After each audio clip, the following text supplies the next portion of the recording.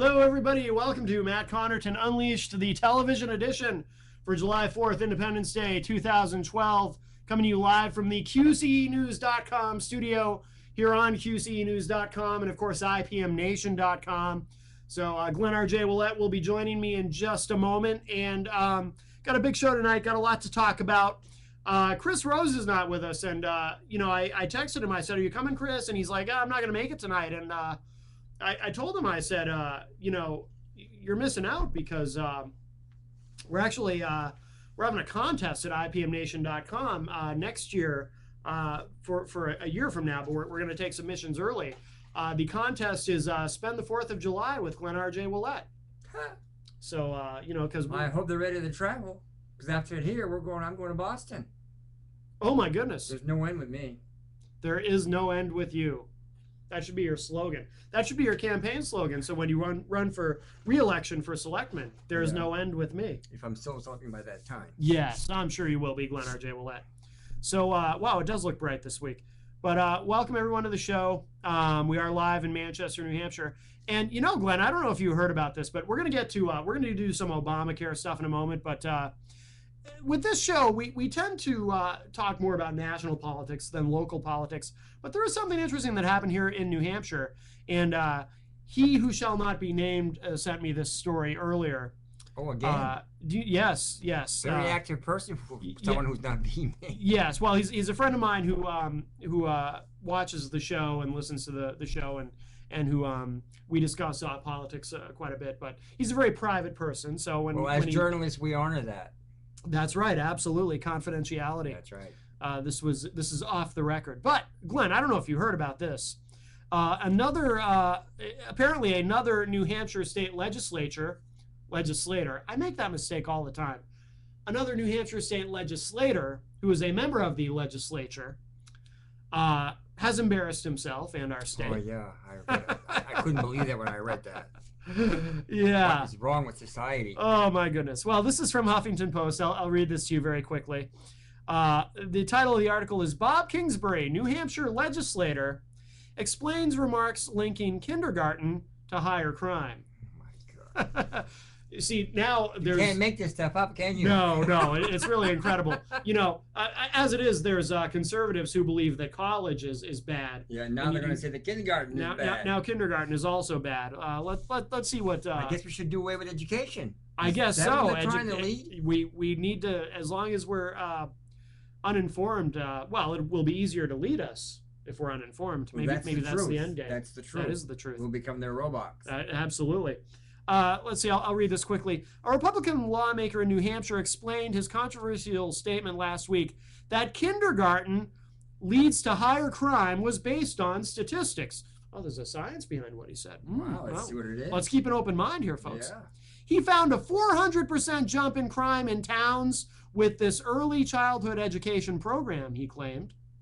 Last week, Representative Bob Kingsbury, Republican from Laconia, told fellow Belknap County lawmakers that research he has conducted since 1996. He conducted it. He conducted it somebody himself. else. No, he. So it's reliable because he's. But where's the backup? I don't know. Perhaps he'll explain that. Continue reading. Or perhaps he won't. But he's been researching this since 1996, and his research shows a connection between the state's kindergarten program and higher crime rates, attributing it to children being taken, quote, away from their mothers too soon, unquote. Kingsbury discussed with the Huffington Post on Tuesday his research showing a dramatic jump in crime. He said, quote, "The sources I have wow, that's not grammatically correct. Well, he is from New Hampshire. Excuse yourself. Where are you from? I'm from, I was born in Hartford, Connecticut. I'm just kidding. Representative Kingsbury, if you're watching. I'm just kidding. The sources I have is I went to the Department of Education and got a list of kindergartens, and I went to the safety department and got the crime report. In general, the towns with a kindergarten have 400% more crime than other towns in the same county. In every county, the towns and cities with kindergarten had more crime," unquote. Okay, now, before I continue with this article, here's what I'm wondering. what would make this guy even come up with this hypothesis? You know what I need to research? You know what I think I need to do some research on? I'm wondering. I have this hypothesis, and I need to find a way to prove it, that kindergarten causes higher crime. Well, you know what's so right about this survey that he's talking about? He's probably right that there are more crimes in those communities, and most of those communities are larger communities. And first of all, we're in recession. So are you sure the crime's not being committed because we're in a recession or because there's kindergarten? Kindergarten is fairly new in New Hampshire. It's just starting to pick up in a lot of towns and cities. So I don't buy it. Do you buy it? No, but I'm going to keep an open mind for the rest of the article. It's still open, but I'm not buying it yet. Let's keep an open mind. Perhaps the Honorable Representative Kingsbury, Republican from Laconia, perhaps he can convince us all. Perhaps we're just missing something here. So we'll continue on. Noting as well that some communities experienced a crime jump of 300%, Wow. he singled out his hometown of Laconia, the largest community in Belknap County.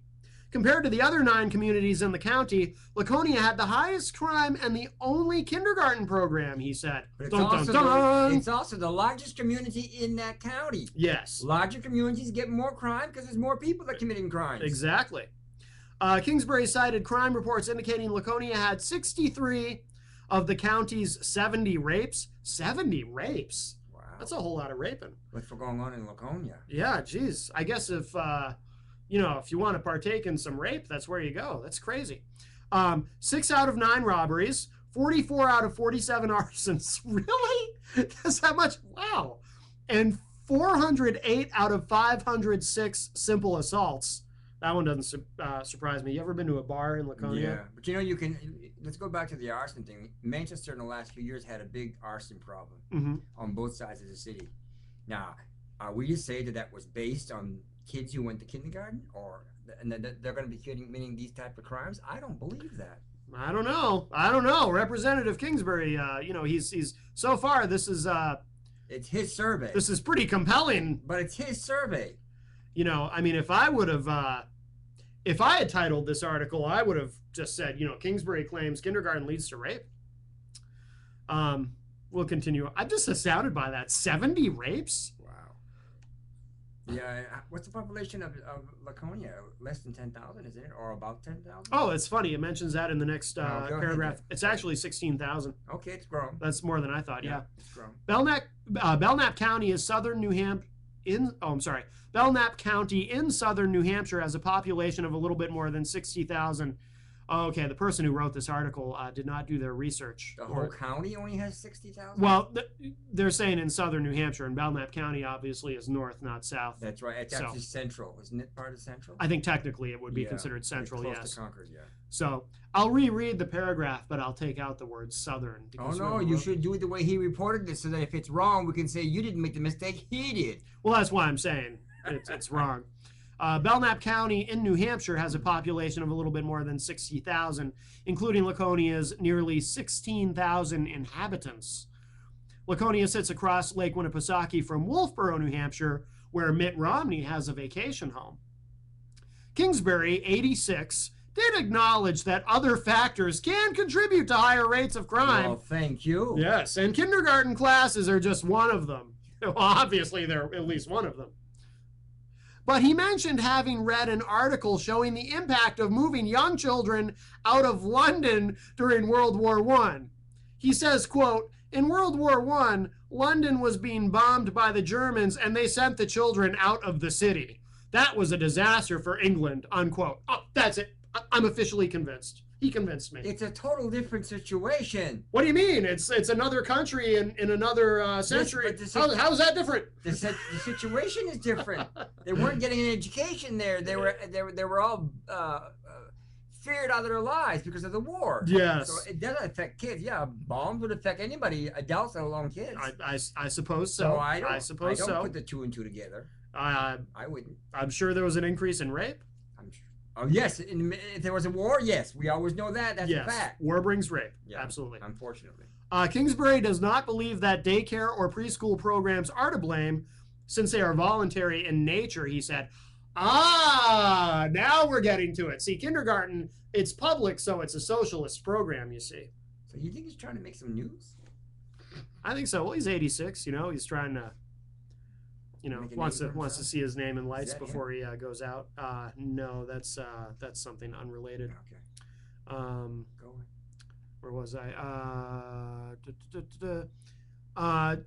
Kingsbury says, quote, children go to kindergarten at the point of a gun. Yeah, see, that's what this is really about. Oh my God. That's what this is really about. The government forces you to send your kids to kindergarten, and government's bad, and everything about government's bad, and who was the candidate running for president on the GOP side that said that in today's world we're forced to go to liberal schools for colleges? Who was that candidate? That was Rick Santorum. Yeah. Because Rick Santorum feels that college is bad because the only reason to go to college is so that Obama can remake you in his liberal image. I'm not a betting man, but I bet you 60% that's where he got that from, that he's a supporter of Rick Santorum. That would not surprise me at all. That would not surprise me at all.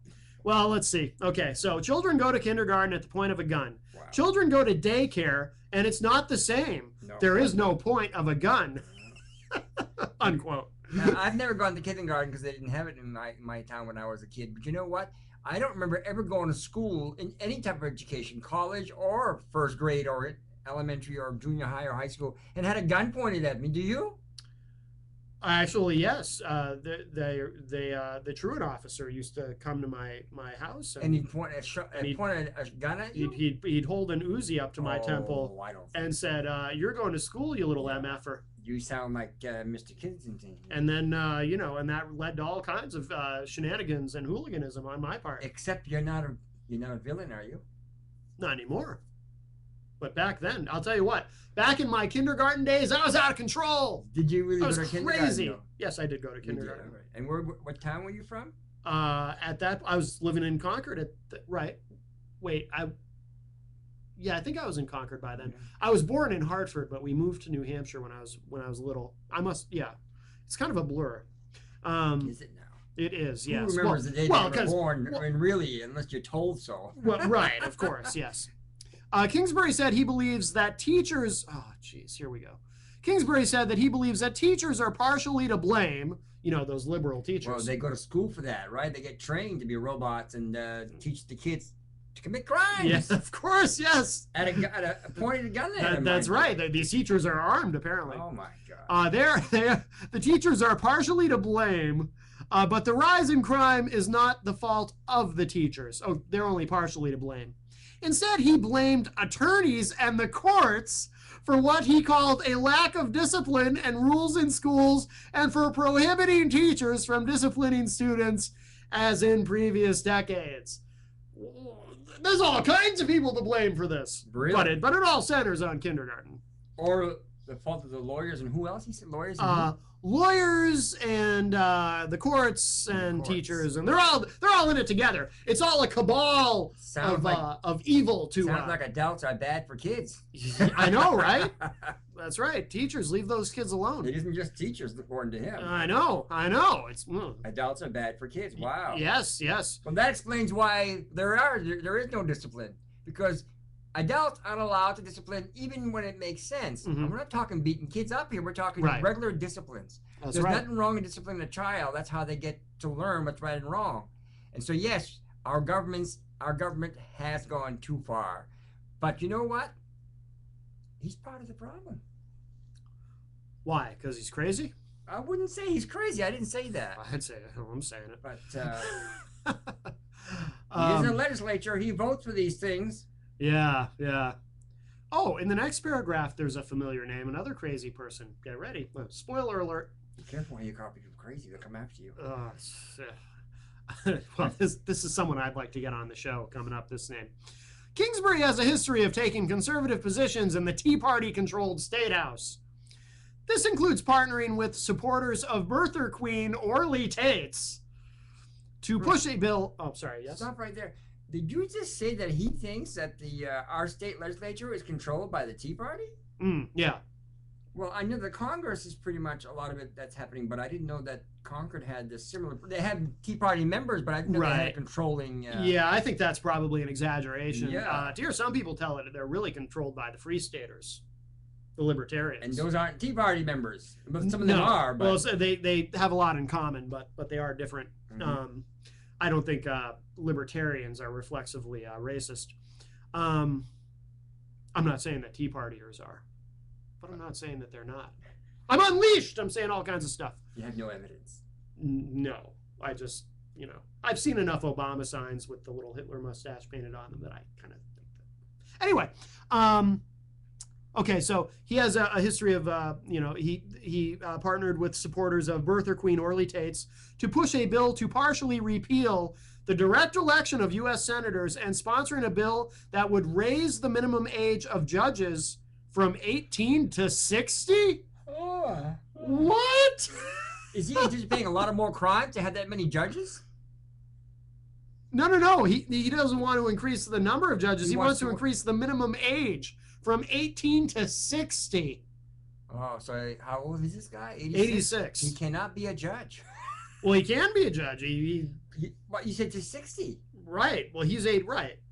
18 to 60 is his limitations. No. He wants to increase the minimum age. The minimum age legally to be a judge is 18. He wants to increase it to 60. 60, oh. Yeah, wow. but how many judges do you know that are 18? Come on. None. I don't think so. But, I don't know. This guy's getting crazier with the every sentence I read.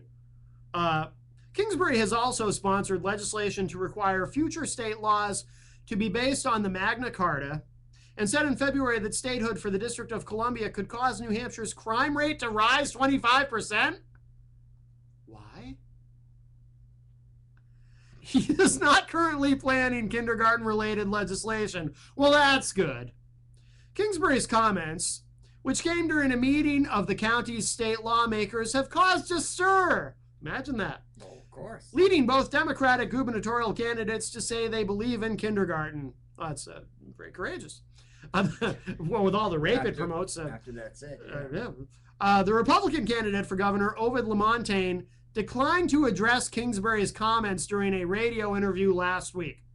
I like Ovid. He's a nice guy, but it sounds like he's taking a page out of the Romney playbook there. Oh, I have nothing to say about that. I just left the Veterans Park with him a few minutes ago. Did you? Yeah. Yes.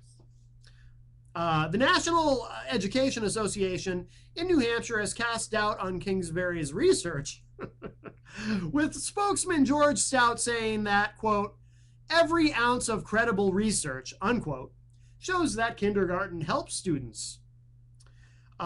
He goes on to say, quote, to cheat them out of that is not looking at the bigger picture. We were concerned that Kingsbury's research is a correlation, and that's not what you learn in statistics. We know the value of early childhood education. Wow. If anyone would like to opine on the Honorable Bob Kingsbury, Republican from Laconia, New Hampshire, feel free. Skype is open. If you'd like to Skype with us, IPM Nation is our Skype ID. Are you inviting the representative, if he's watching, to call? I'm going to take a wild stab, Glenn R.J. Willett, and assume that he does not know how to operate a computer. And this show is only available online. They won't let me on regular television with this show because I'm unleashed. But you're worse than Amsterdam? What's that? You're worse than Amsterdam? Well, Amsterdam, they're on Channel 23. Yes, they're on cable, so they have to keep it a little bit, They can't unleash. They can't be unleashed. I'm out of control. But if anyone would like to say anything, you can Skype with us. You can chat with us. The chat room is open. You can send me a text at 603-344-6491. We do encourage audience participation.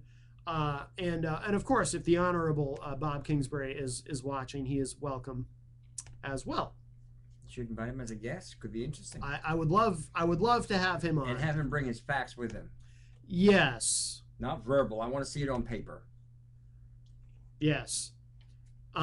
Speaking of crazy people, Glenn R.J. Willett, this relates to Obamacare, and this is a video.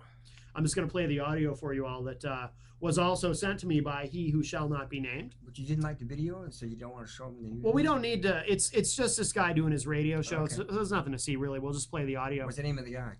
Brian Fisher. Oh, that name's familiar. Yeah, Brian Fisher is a he. How do you describe him? He's crazy. Is he on that radio, the serial network, or? Oh, on satellite? I don't think he's on satellite. But he says a lot of controversial things. He's an evangelical Christian, hates gay people. You know, might very well hate himself. Maybe. I'm not saying more. No. But he says a lot of really insane things. I mean, look, and again, I'm trying to be objective. Yeah, I mean, I'm not. Please understand, because I'm really trying to be better about this. When I talk about evangelical Christians or Christian conservatives and whatnot, I don't mean to, and I'm trying not to speak in generalities. I know lots of good Christians who are not hateful and who are not crazy, but there is a fringe, which unfortunately is very powerful and based on hate, and definitely based on hate. And Brian Fisher is one of these guys, very hateful guy. Has said some terrible things about gay people and says terrible things about anyone he doesn't like. The title of this video is Obama will use medical Nazis to force doctors to provide treatment. So this is about a minute long. I'll just go ahead and play the audio for you so you can get a taste of how crazy this guy is. And again, this is an influential Christian talk show host. I'll play this for you, and then we'll discuss. So the liberals are out there assuming, hey, doctors are going to be fine with this. They're going to roll with it. They're going to be hunky-dory. We're going to have the same number of doctors we've always had. Not true. Doctor-Patient Medical Association Foundation, 83% of America's doctors are thinking about quitting. 74% saying we're not going to take Medicare patients. A lot of them saying we're not going to take Medicaid patients. So you're going to get into a situation where you're going to have enforcers. You're going to have stormtroopers. You're going to have medical Nazis going around ordering these doctors to treat patients they don't want to treat, ordering them in enter programs they don't want to enter.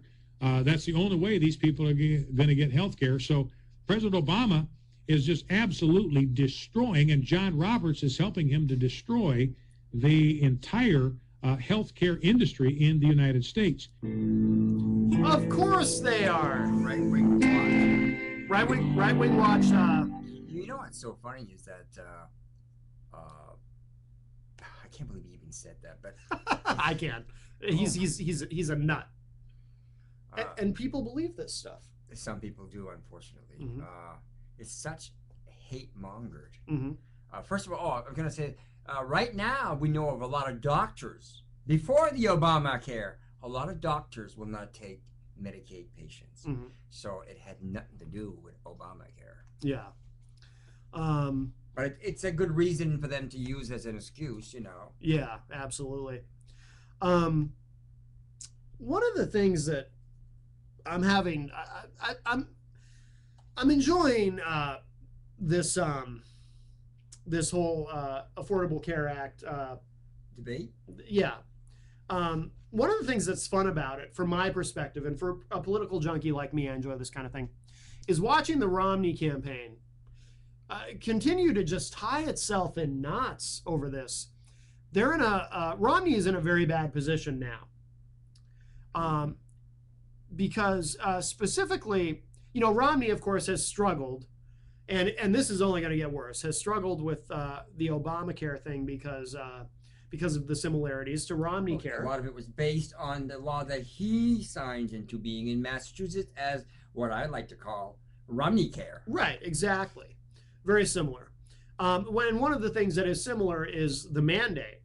You know, in Massachusetts, they have the state mandate that you have to to participate. You have to carry health care. That so-called fine, which is a tax now. They're calling it a tax now. Right, right. Since when is a fine a tax? When you go to court and you charge a fine, are you saying, "Oh, Your Honor, I'm paying a tax"? You're paying a fine. Right. Well, here's the interesting thing. Penalty. This is where it gets. It's about that very specific thing that this has caused the whole That's right. It's thing like, to be even worse for Romney. It's like when Clinton, when he said, I didn't do it because it is. Remember that big is problem? Oh, it depends. So during Monica Lewinsky. Yeah, so this is what he's saying. Well, Romney Care is much different So I'm not going to repeal the one in Massachusetts. You signed it. It is very much the same because Right. it was based on that bill. Right. Well, now let me say this, and I've said this a lot on this show, but I'll just reiterate it again very quickly. I actually will, believe it or not, I will defend Mitt Romney on that point. And don't get me wrong, Mitt Romney is, I believe, his reputation is very well earned as the ultimate flip-flopper. Yes. Absolutely. This guy will say absolutely anything in front of anyone to curry favor with voters or a special interest group or campaign donors, and then will say the complete opposite 5 minutes later in front of somebody else and pretend like he didn't understand the question that he was asked 5 minutes before or whatever. But the single thing that he is the most criticized for on being a flip-flopper, the number one flip-flop that people try to nail him on, I actually don't think is a legitimate flip-flop, because when Romney, in fairness, when Romney makes the argument that doing it on a state level is very different than doing it on a federal level, I actually agree with him. I do think that that is a valid distinction to make. Now, having said that, I need to discuss that because yes, Massachusetts is only one state. Mm-hmm. Bringing it on a national level, it's still a penalty. Where's the difference? Other than it includes more than one state, it includes a lot more people. Where is that difference? I'm not saying the program is different at all. What are you saying? I'm just saying I think it's a valid distinction to say that there is a difference in a state-run program versus a federal-run program. The only difference is that it incorporates all 50 states and not one. Right, exactly. That's probably the only difference. Right. Well, that's not a very valid difference. But I'm saying that when Romney makes that point, he's right.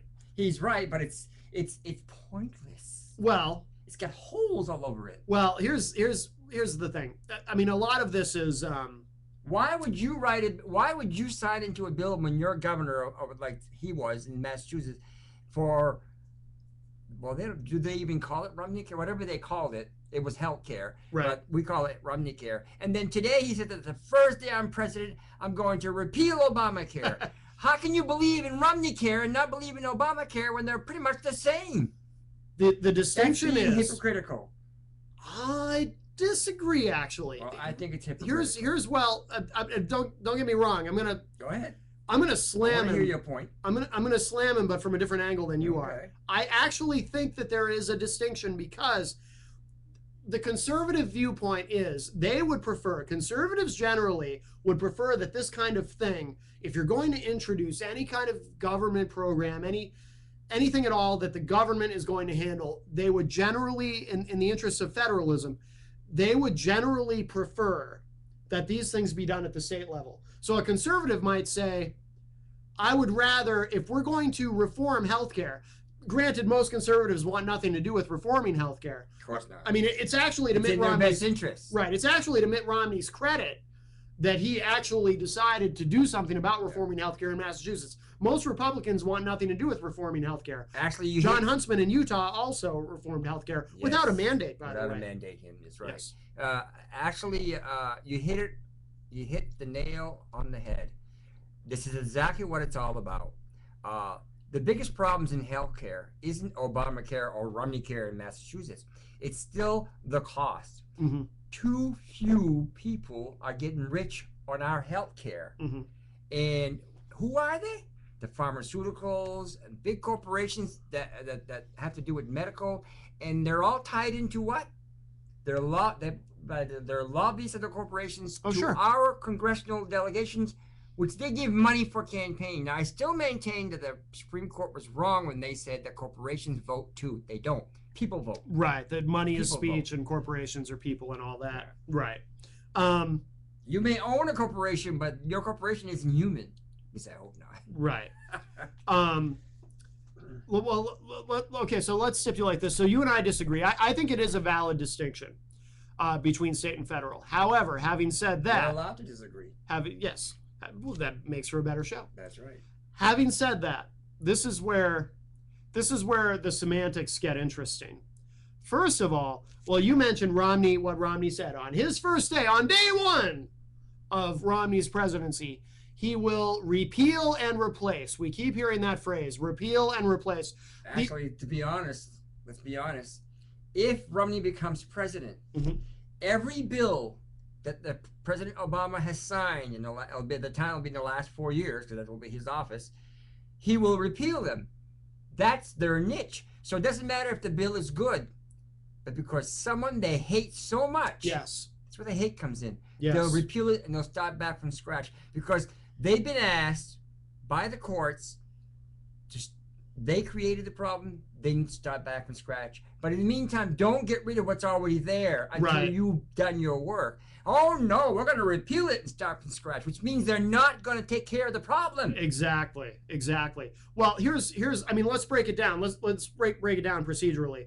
Okay, so step one is repeal. Yes. Romney's going to repeal it on day one. How? How's he going to do that? He hasn't explained how he's going to do that. It's going to be difficult. He can't do it. Because how many programs that a president in the past has done something, and look at Lyndon Johnson and RFD when they created these big programs, government programs. They tried to repeal it. It just didn't happen. It's very difficult to do that.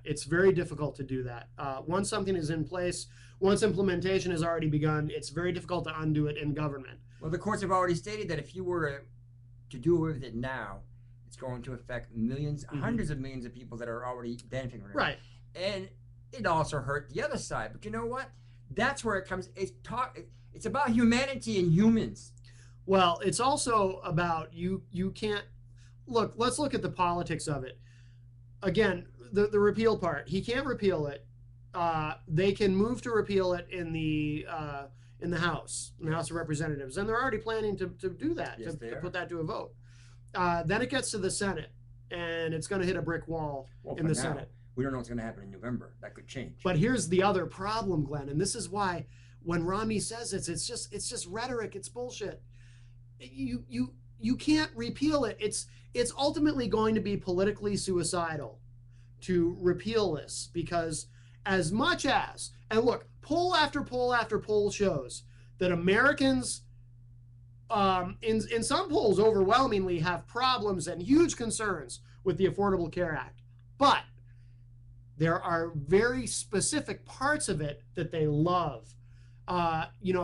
Not allowing insurance companies to discriminate because of a pre-existing condition. Americans love that. 26-year-old thing. Yeah, adult children being able to stay on their parents' insurance until, is it 26 or 25? 26 or out of college. Okay.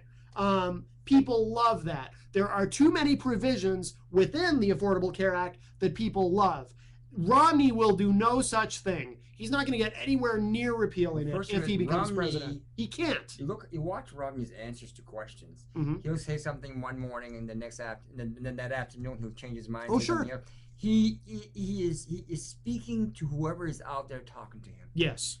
That sounds like a puppet to me. I don't want a puppet for a president. No. I want his convictions. If he supports something in the morning, he better well support it at night, unless there was a heck of a difference in the statistics that changed his mind. Right. Absolutely. I wouldn't surprise me if this guy eats waffles a lot. He waffles a lot. Oh, he's a waffler. He's a flip-flopper. I see what you did there. Yes. And I wonder if he has stock in the flip-flops. He probably does. He could be making lots of money. That's right. That's right. right. Lay him off first. Yeah. But so repealing, not going to happen. And this is the part that galls me, and it frustrates me that Romney supporters don't. I mean, repeal and replace. Replace it with what?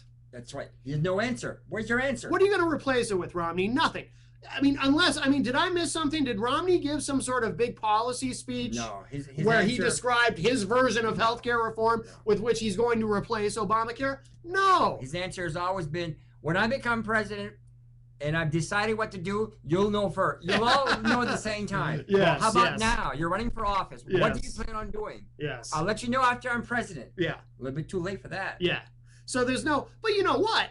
From their perspective, the Romney campaign probably feels we don't need to address the replace part because we know we can't repeal it.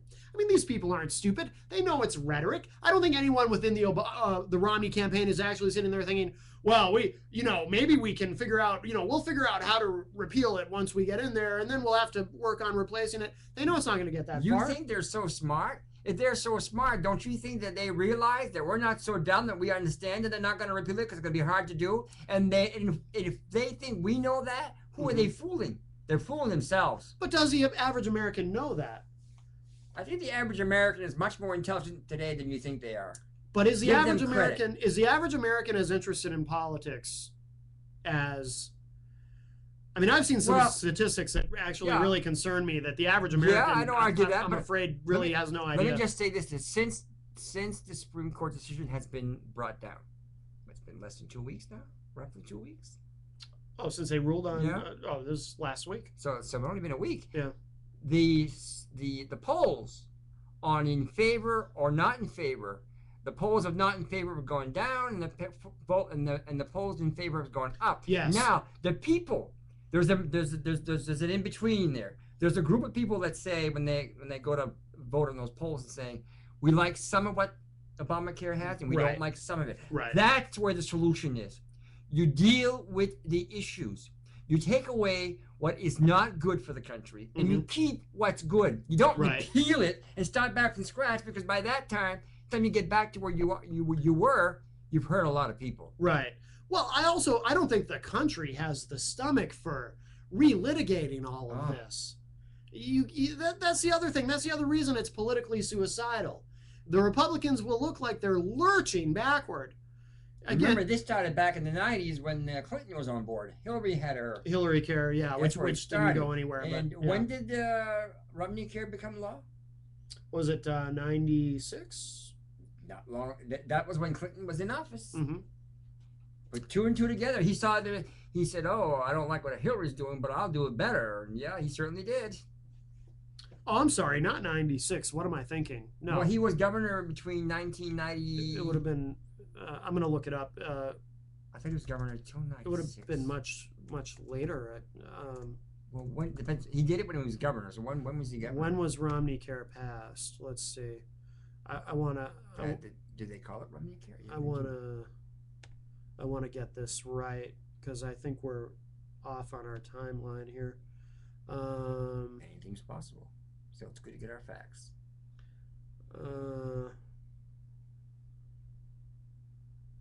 Well, it was done before. No, it's a paragraph. Oh, 2006. No, that's only a paragraph, though. The bizarre 2006 photograph shows Senator Ted Kennedy uncomfortably smiling while standing in back of seated Republican Mitt Romney as he signed the new healthcare legislation. Okay, so it was 2006. So I apologize. We got the wrong decade. We're 10 years off. Yeah. Good for Google. 2006. So that's only 6 years ago. Yeah. But you know, a lot of the people in Massachusetts who didn't like it today like it. Yes, it's true. It's been very popular. Now the other rhetorical thing here that's interesting, the other thing is semantics, putting aside the repeal and replace nonsense, is this argument between, is it a tax or is it a penalty? It's a penalty. Well, my God. Well, here's my. In Massachusetts, they don't call it a tax; they call it a penalty. And the Supreme Court called it a penalty.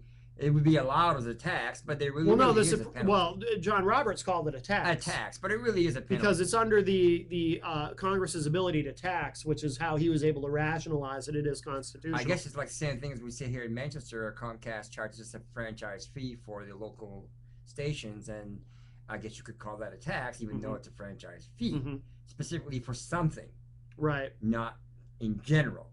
This is the same thing. It's specifically you call it a tax or a penalty. It's for health care. It's the only way you're going to get taxed or penalized for it. It's not a general, like a property tax where it pays all the bills. Right. So it depends how you define it. Right. Well, it put Romney in an interesting box because. And this outside the box? Well, this is no. This is I think so. This is where this is what I was talking about before, about how this whole thing has gotten even worse for Romney and gotten trickier, because now, because the Supreme Court, not only did they rule that it was constitutional, and by the way, kudos to John Roberts, because whether you agree with Obamacare or not, I personally am always impressed when I see someone going against the grain of what's expected of them politically, because it shows independent thought. Yes, yes. Which I think is something that is frankly lacking in this country. Plus, I think Roberts made it very clear in his part of his decision is that the Congress created this. They need to fix it. They can't always come to the courts and say, fix it. He based it on the constitutionality of it, not on the bill. Right. Like or you don't like. Right. And remember, I still don't understand, but it has to do with, a lot of it has to do with hate. We seem to be living in a society in America today that it's the people who are the fittest will survive, and everybody else, let them die. Right. We're going backwards in society. We're not the great society. We're not going to be the great society that we've been known to be if we don't continue to take care of our very own people. I agree. But we do a good job in maintaining people outside our country, don't we? Billions of dollars, hundreds of billions of dollars, and we can't support our own people. Right. Right. Well, that gets into a whole Ron Paul discussion, but we'll table that for the moment. But you said something important there, Glenn, that I want to focus on for a moment. Whether or not you agree with John Roberts, because a lot of conservatives are extremely furious with him, and what you have to understand though is the role of the Supreme Court, the role of the judicial branch of our government, not to play politics. Exactly. The role of the Supreme Court is not to make laws. It's not to it's not to be a political. It's not supposed to be a political body. Really, the role of the Supreme Court, if you really want to distill it down to one simple thing, and this is an oversimplification. Well, let's talk about what the Supreme Court is really supposed to do. The Supreme Court ultimately is supposed to decide on what is brought before it. Is this constitutional or is it not constitutional? If you distill it down, the role of the Supreme Court, if you refine it to those admittedly narrow parameters, and it is an oversimplification, I understand, but that really is the role of the Supreme Court. So if you're a conservative and you oppose Obamacare or the Affordable Care Act, whatever you want to call it, if you're angry because you feel that a conservative member, the lead conservative member, the Chief Justice of the Supreme Court, who you would expect to be a reliable conservative, and in many instances has been a reliable conservative, for example, the disastrous Citizens United ruling, which would cause those of us who are concerned about that to lose faith in a guy like John Roberts.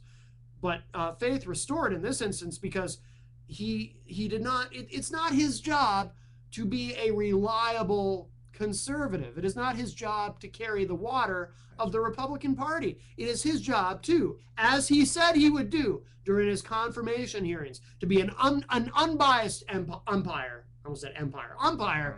To call the balls and strikes as he sees them. You also got to remember that when the chief justices of this country in the Supreme Court, last year, the year before last, I believe it was, when they claimed that corporations could create PACs and donate tens of millions of dollars, that the GOP were in favor of that. And today, you see that, why did they do that? Because you asked them to do that. Right. And that's what he meant by saying, our job is not to undo what you guys did wrong. Right. That's your responsibility. Yes. Our job is to make sure that it's either constitutionally yes or no. Exactly. And there is a lot of speculation, Glenn, that may have been an ulterior motive to the John Roberts decision. Not only because he was able to, because not only did he write the majority opinion, but he also, I guess, authored part of the dissent. So it sounds like, and information is still emerging, which I'm fascinated by personally, information about how he got to where he got, because it sounds as though he was originally leaning toward striking it down as unconstitutional, and then was able to. It sounds as though he sort of rationalized it as, well, if you call it a tax, which you can reasonably call it, then it is constitutional. But the ulterior motive that people are speculating on is that not only was his decision to rule that it was constitutional because he saw a path toward constitutionality for that provision, but also that that it's important to him as the Chief Justice, that it's important to him to restore and preserve the faith that people have or once had in the Supreme Court as a relatively unbiased branch of the government, whose job is not to, proceed from an ideological standpoint, but to, in fact, call it down the middle in terms of, is this constitutional or unconstitutional? That he wanted to, that part of his ulterior motive may have been to sort of do this to restore people's faith, which has certainly eroded in many instances in the Supreme Court. The Citizens United decision being a stark example of that, and one of the reasons for that. So he wanted to kind of restore some of that, and this was a way for him to be an example of, see, I can call it like I see it without allowing politics to play a role. We will probably never know. He will probably never answer the question, nor is he obligated to. That's right. I'll be right back. Okay. Glenn will be right back. But that may have, in fact, been part of the reason why John Roberts voted in favor of upholding the mandate. But here's where, and I keep bringing this up, and then we keep kind of, because there's so many levels and layers to this, and it's fascinating to me. But the thing that I keep trying to get to, the part that I think is the fun part of all this, is how the Romney campaign now has to deal with this. Because they probably thought, prior to the Supreme Court decision, that, look, they're either going to uphold it or strike it down. They're probably going to strike it down, being a reliable, conservative-leaning court.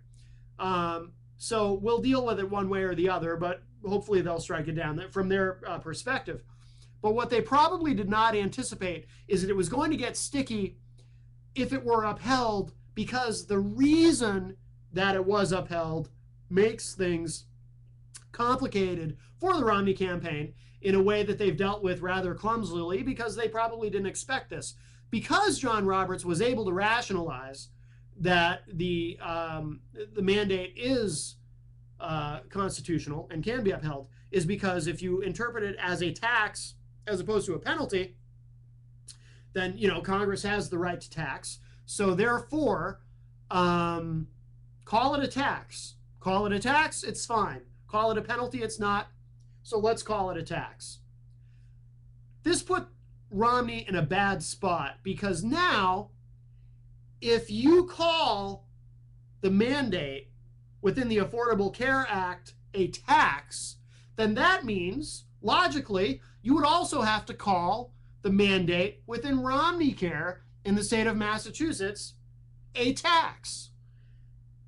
Now, the conservatives, Republicans everywhere now, are saying that this is a tax. If this is a tax, then that means that Obama has raised your taxes. And you have Rush Limbaugh and Sean Hannity and all these people going on about how not only has Obama raised your taxes, but it's the biggest, Limbaugh actually said it's the biggest tax increase in the history of the world or the universe or something.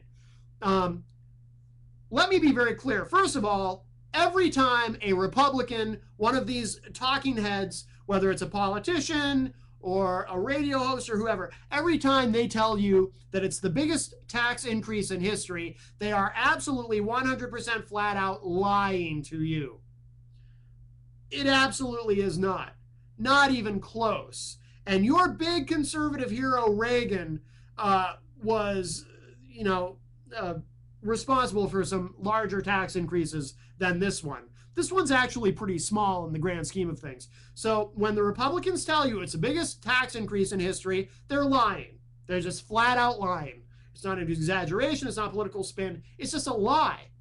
But if you listen to nothing but conservative talk radio and watch Fox News, and that's the only media that you're exposed to, and you exist in that conservative bubble, then of course you're going to believe it because, of course, if you exist in that bubble, you're not watching this show. So there's nothing I can tell you that's going to help anyway. But regardless, there's fireworks.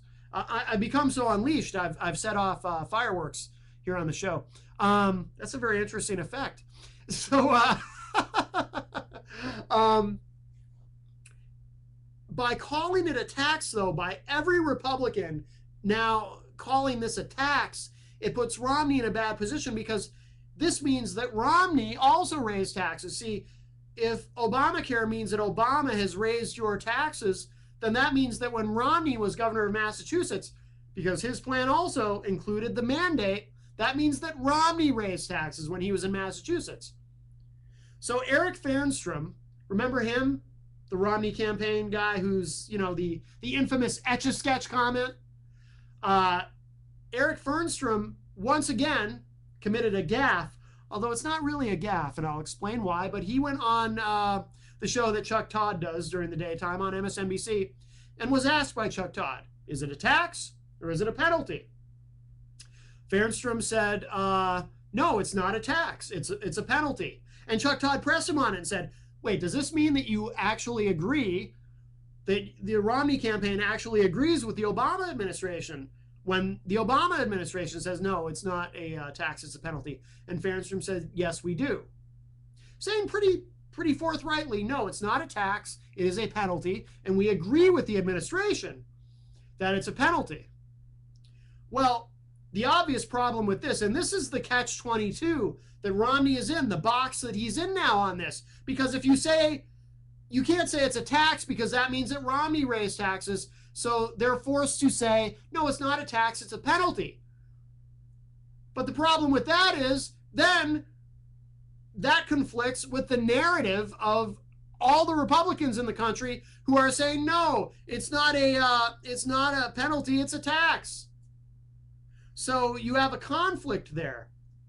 On the other hand, so that's what I mean when I say it's not really a gaffe. It would appear that this is the strategy. Well, we got to pick one. What's the lesser of two evils? If we call it a penalty, that's going to put us at odds with the narrative on the Republican right in the country. But if we call it a tax, that means that Romney raised taxes. So I guess we'll call it a penalty, and we'll take some heat for it, but whatever. Since then, this happened, and this is from thehill.com. This is called Romney Contradicts Top Advisor, Says Health Law Mandate is a Tax. This is from just a few hours ago. I'll read this to you very quickly. GOP presidential candidate Mitt Romney attempted to clarify his campaign's position on the individual mandate, calling the provision a tax, days after his top advisor said otherwise. Quote, the Supreme Court has spoken, and while I agreed with the dissent, that's taken over by the fact that the majority of the court said that it's a tax, and therefore it is a tax. Romney said this in an interview that aired tonight on CBS this evening. Romney's comments followed criticism from Republican leaders after his advisor, Eric Fernstrom, called the individual mandate a penalty during an interview on Monday. Fernstrom's remark conflicted with the emerging GOP attempt to characterize the mandate, which was upheld along with much of President Obama's Affordable Care Act by the Supreme Court last week, as part of a tax increase from the president. Republicans rallied around the argument after Chief Justice Roberts, in the court's landmark ruling, found the health care mandate constitutional, stemming from Congress's taxing powers. The ruling, however, has placed the Romney campaign in a difficult situation, as the mandate is similar to health care reforms he instituted as Massachusetts governor. While Romney says that he never intended for Massachusetts reforms to be implemented nationally, the Obama campaign has hit him on the issue, suggesting his policies were the blueprint for Democrats' own health care law. In his CBS interview, Romney stressed that he agreed with the dissent's opinion that the law was not a tax, but that his views were overruled by the court's majority opinion. That's interesting. That's clever, actually. It's more semantics, but he's saying he agreed with the opinion of the dissent that it's not a tax, but not with the majority opinion. So he's really trying to parse his words here and have it both ways. Anyway, I won't finish with the rest of the article, but that's the position he's in. It's going to get really interesting when it comes time for the debates to see how Romney, I just don't know. What I think will happen is Obama, I mean, if he wants to really smash Romney coming right out of the gate at the debates when the Affordable Care Act comes up, he can thank Romney and say, thank you for providing the blueprint for the Affordable Care Act. Now, I have a question, and this is something I've been trying to figure out, though. While everyone's arguing over, is this a tax or is it a penalty? And while this does present a tremendous catch-22, these semantics for the Romney campaign, here's my question.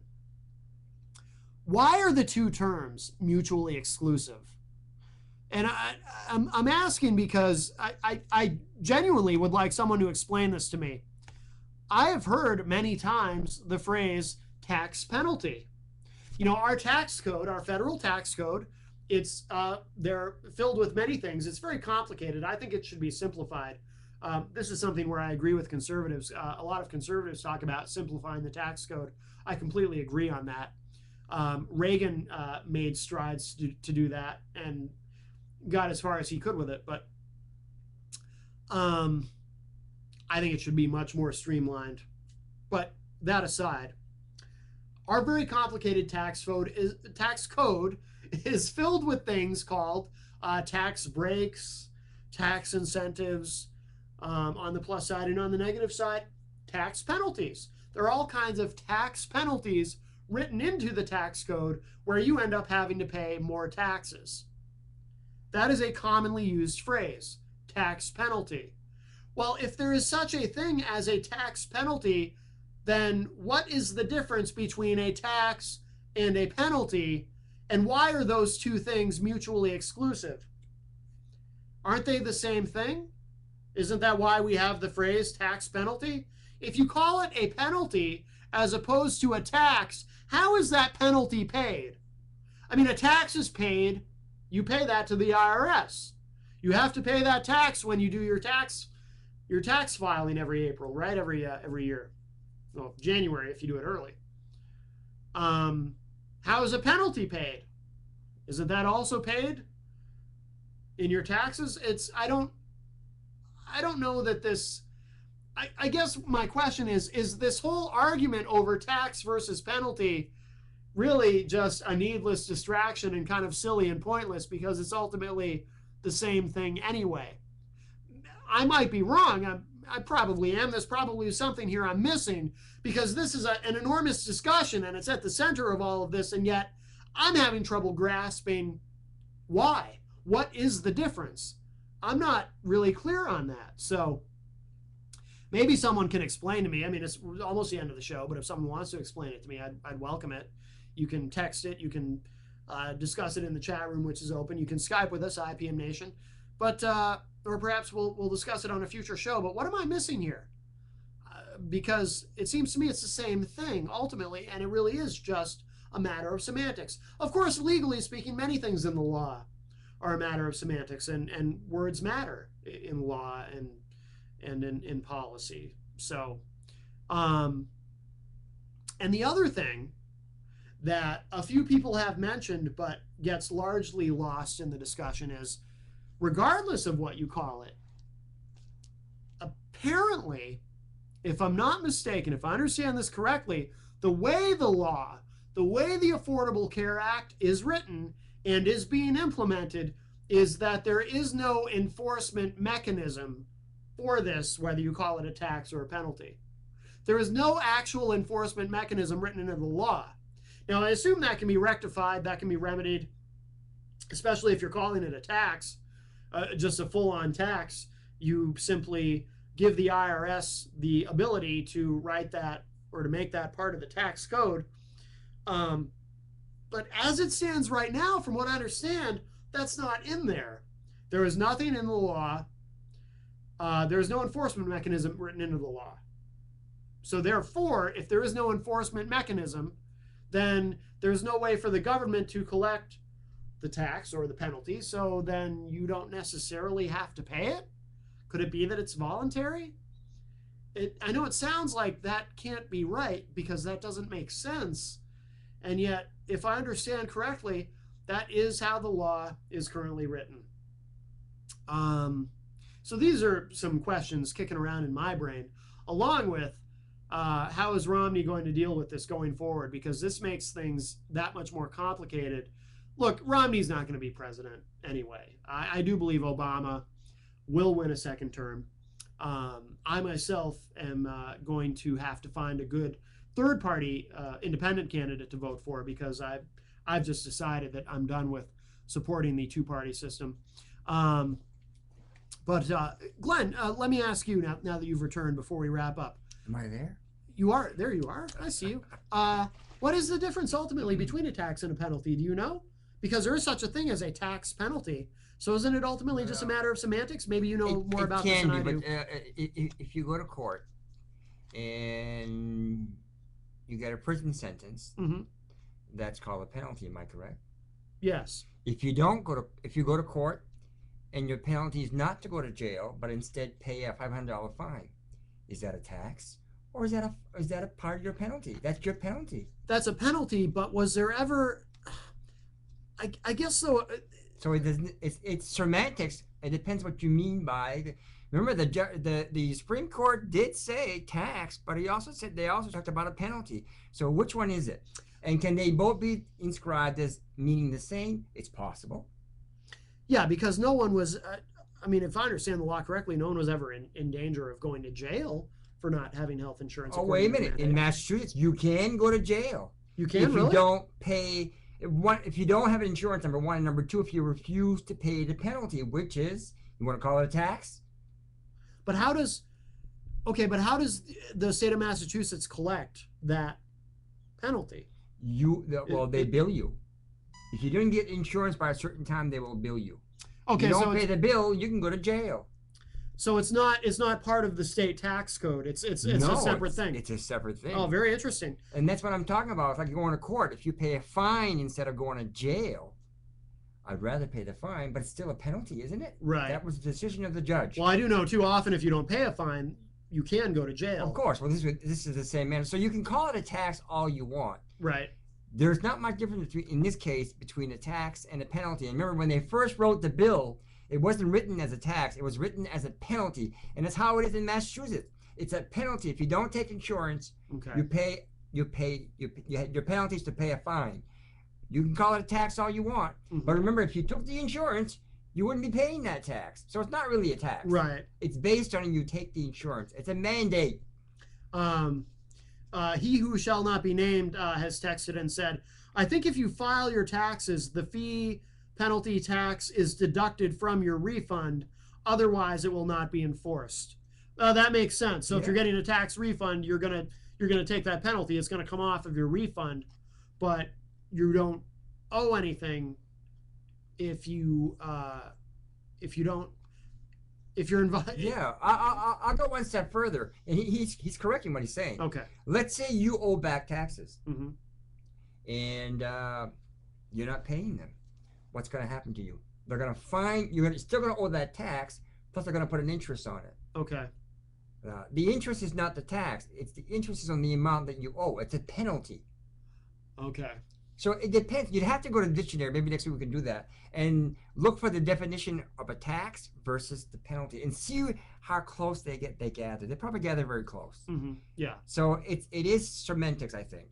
I think next week we should do that. We should get a dictionary and look them both up and read the definitions of both and see where we come to. We will do that. We'll probably be surprised how close we come. But he's right on that. Yes, yes. I want to end with something special tonight because it's the 4th of July. Yes, yes. Independence Friday Day. after midnight.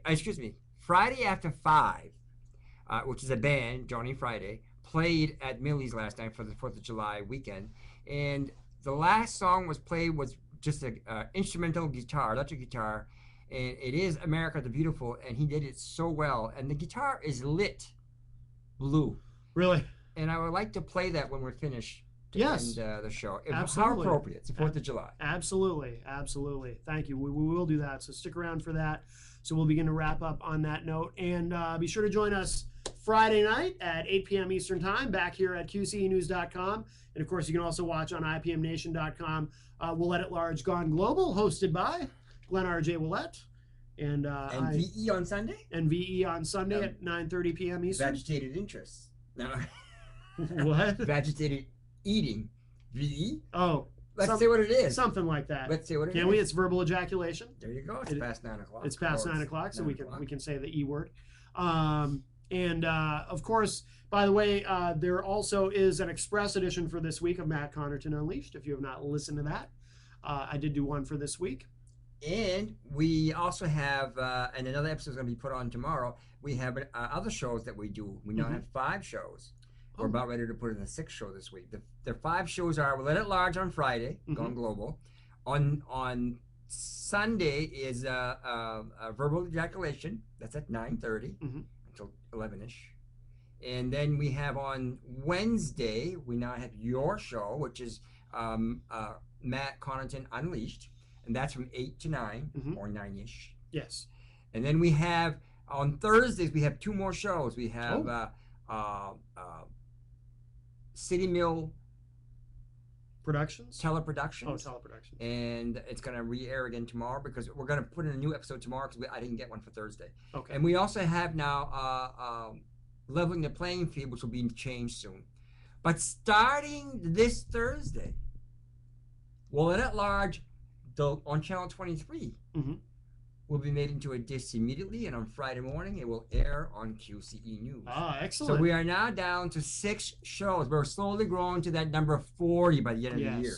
QCEnews.com is adding more programming all the time. All the time. And of course, we have the QCE News channel on IPMNation.com as well, so you can get all that great programming here and today, on Newsstream. And today, I took the relatively 7,000 square feet that we're talking about moving into, between 5,000 and 7,000, and actually created on paper, figuratively on paper, a studio, which I'll show you later. Okay. I also got word last night that the city has gotten word somehow, which is okay. I had nothing to hide. You have anything to hide?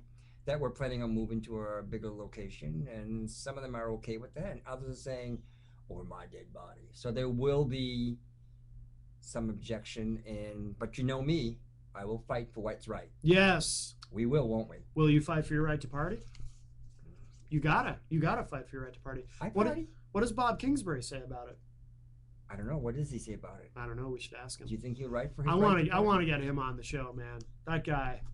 We do need to get Louis D'Alessandro on the show now that June is over. There's no more excuse saying I'm busy in the State House. The Senate is closed. That's right. So we need to get him on the show. We will get Lou D'Alessandro. So that we can start thinking about having debates, because that will be a debate in the primary. Well, there won't be a debate, though, because there's no more primary for them. But come October, when the general election comes in for November, we can start planning our debates. Yes. We all know how we need to plan that, or it's not going to come together. Right. Exactly. Exactly. So I guess we'll begin to wrap up. Glenn's got something special planned, so stick around for that. He's going to show you some of the festivities of last night. We will show that. We'll air that one song, and then we'll come back to you. Oh, okay. And then I'll change tape, and we can end with maybe 2-3 minutes of fireworks. Okay. So we're gonna play this, and then you come back to me. Yes. All right. So don't go anywhere. The show's not over yet. We got something special to show you. And we're going a little bit over tonight, but whatever. It's online. We can do whatever we want, really. I mean, it's America. We have freedom. Live free or die. That's more New Hampshire than America. You know what I mean? Okay, we're on. Turn it up. Was the mic off?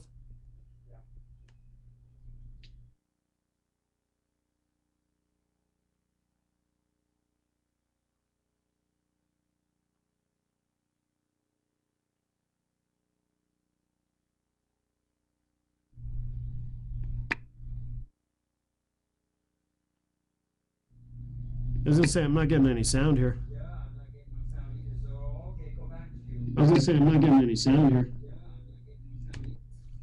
Hey everybody, We'll have to do this here. we're having a little technical issue here, so Give me 1 minute, we'll get it done. Glenn says he'll have it fixed in a minute. So let's see what else. Trying to. Oh, you know what? Here, while Glenn fixes that, we talked about Brian Fisher. This is the one other thing I wanted to do.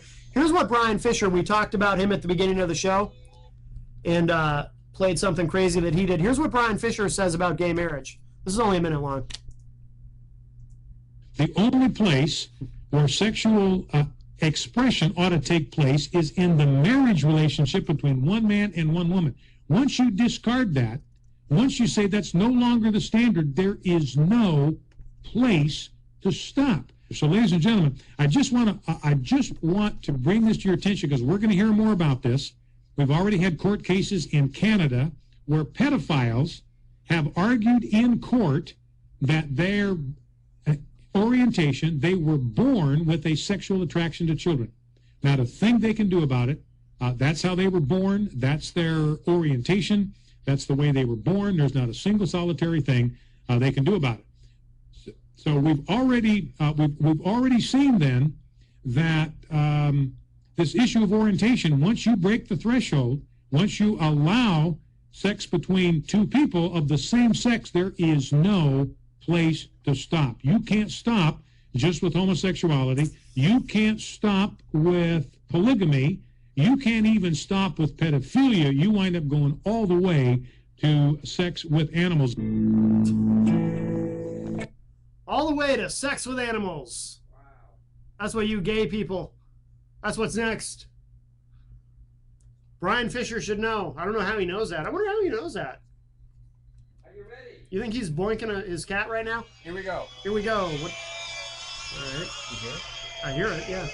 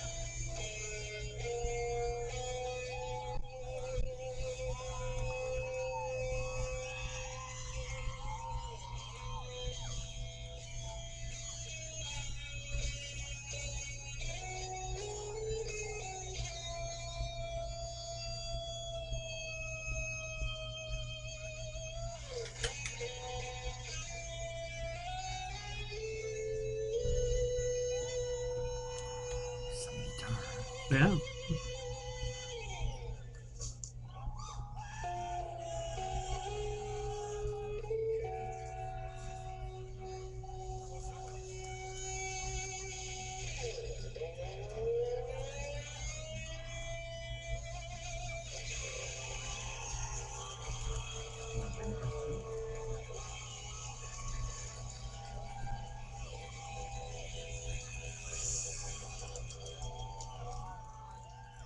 All right, so that was Friday After 5, Johnny Friday from Friday After 5, performing the Star Spangled Banner last night at Millie's Tavern here in Manchester, New Hampshire. Hey, by the way, because I'm a Kiss fan, here's a gratuitous mention of Kiss. Kiss is my favorite band.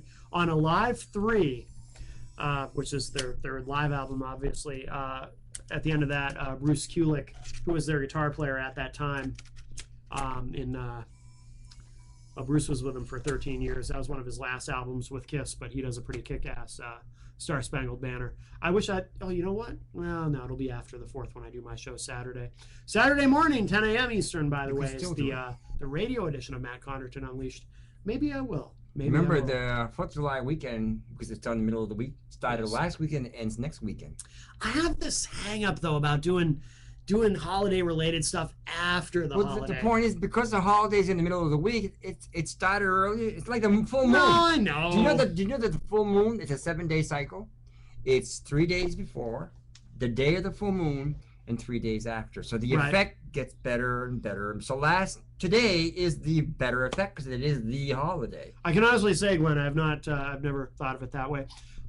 But I don't know. I just have a hang about it. Like when Manchester did the St. Patrick's Day parade the weekend after St. Patrick's Day. Well, there was a reason for that. I know, all but the bands go to Boston, so we get them the following week. You can't have it all. I You want a good know. parade? You gotta wait. I know. It's just weird to me. I'm weird about it. It's just a hang up that I have. We all have our hang ups. You know. If that's your least of your hang-ups, you're all right. Oh, I got plenty of hang ups. I'm neurotic. I'm a mess. You're neurotic. I am. I'm crazy. I'm like Richard Lewis. You know Richard Lewis, the comedian? Yeah. He's got plenty of hang-ups. Uses his hands a lot when he talks. We're still on the air. What are we doing now? We're going to give you some fireworks momentarily. We're going to have some fireworks, my friends, because today is the 4th of July. It is the holiday. And we are working miracles here today. Yes, working miracles. Technology. I'm about to take a loaf of bread and turn it into a whole room full of sandwiches. That's the kind of miracles I'm just kidding. I don't have an actual loaf of bread here. I hear something. Glenn's getting some fireworks ready for us, folks. Here we go. Oh, I hear them, but I don't see them. It's coming. There it is. There it is. Thanks, everybody. You guys have a good night. Enjoy what's left of your 4th of July. Friday. Willetta Lodge going global from 8 to 10 p.m. We have a great show. Anthony, our musician. If you like Eric Clapton's music, he's fantastic. He also does a lot of country. So it'll be a good show. We have some great guests coming. I'm going to keep it as a surprise. Have a good night. Enjoy the fireworks. A few minutes. Okay.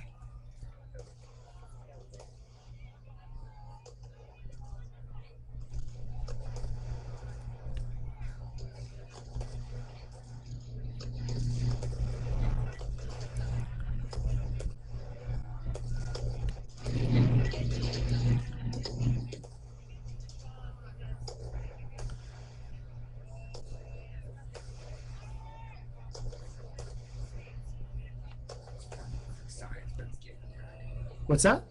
It's not the perfect science, but it's getting Is the mic off? Is the mic off?